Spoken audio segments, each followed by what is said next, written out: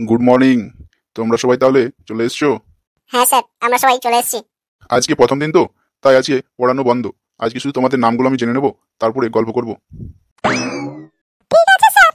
তাহলে তোমরা একজন একজন করে তোমাদের নামগুলো বলো। আচ্ছা, তুমি বলো।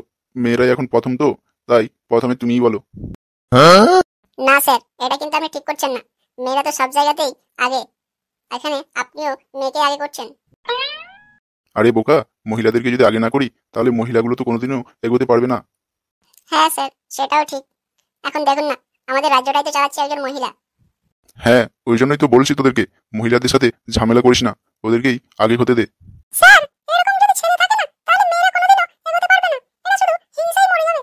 হিংসা কারা করে সেটা তো সবাই জানে। পুরুষ মানুষরা কোনোদিনও মেয়েদের সাথে হিংসা করে না। আচ্ছা ঠিক আছে, তোমরা ঝামেলা করো না, তোমরা তোমাদের নামগুলো বলো। স্যার, আমার নাম টুটি। আচ্ছা, তোমার নাম তাহলে পুটি। তারপরের জন বলো, তোমার নাম কি? স্যার, আমার নাম মন্টু। তারপরের জন বলো। স্যার, আমার নাম ফুটো। আচ্ছা, তোমার নাম তাহলে ফাটা নাকি? না স্যার, এরকম বলবেন না। আমার নাম মদন। বাহ, তোমাদের নামগুলো তো বেশ সুন্দর সুন্দর। আচ্ছা স্যার, আপনার নাম কি? আপনার নামটা তো বললেন না। ও হ্যাঁ, আমার নাম হচ্ছে নন্টু। হি হি হি। বাহ স্যার, আপনার নামটা তো বেশ সুন্দর, নন্টু।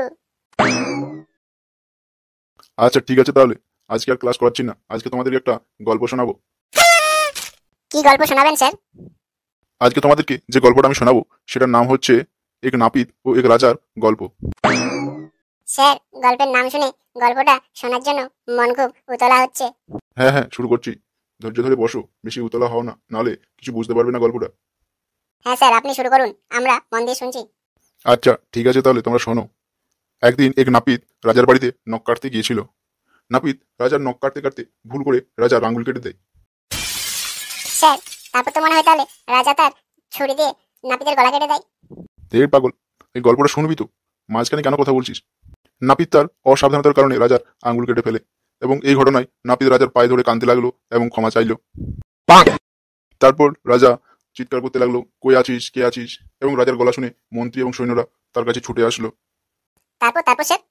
তারপর রাজার হাত থেকে তখন খুব রক্ত বেরোচ্ছিল, এবং এই কাণ্ড দেখে সবাই তো হা করে তাকিয়ে থাকলো, কারো মুখ দিয়ে কোনো কিছুই বেরোলো না।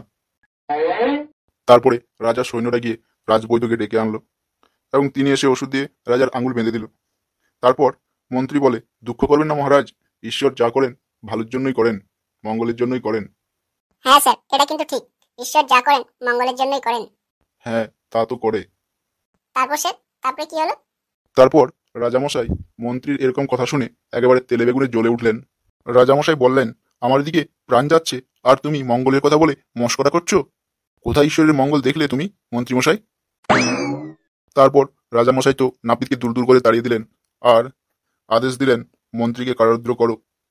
কি রকম নিঠুর রাজা স্যার, এইটুকু কথাতেই তাকে কারারুদ্ধ করতে বলছে। হ্যাঁ, পুরো গল্পটা শোনো, তাহলে বুঝতে পারবে। তারপর রাজার আদেশ পেয়ে রাজার যে সৈন্যগুলো ছিল তারা মন্ত্রীকে নিয়ে গিয়ে কারাগারের মধ্যে রেখে দিল।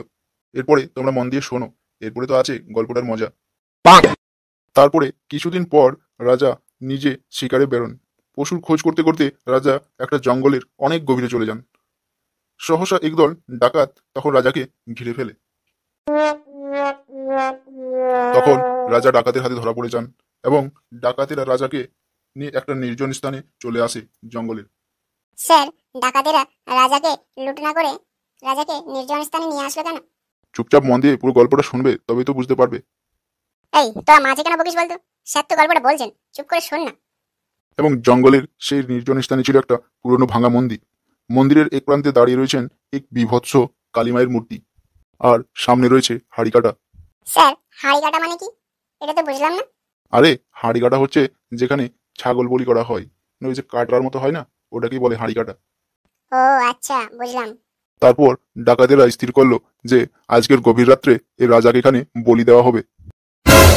অনেকদিন পর দেবীকে নররক্ত পান করাতে পারবে বলে ডাকাতেরা খুব খুশি।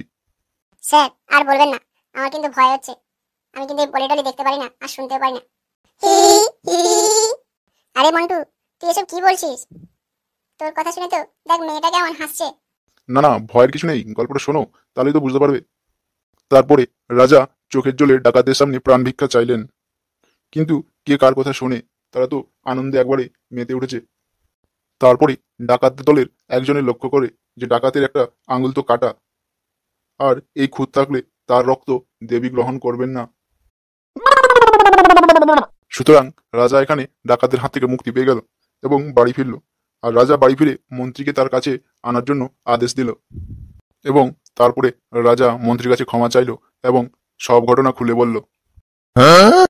তারপর রাজা খুশি হয়ে মন্ত্রীকে বললেন, তোমার কোথায় ঠিক মন্ত্রী, ঈশ্বর যা করেন মঙ্গলের জন্যই করেন। তো তোমরা এই গল্পটা থেকে কি শিখতে পারলে?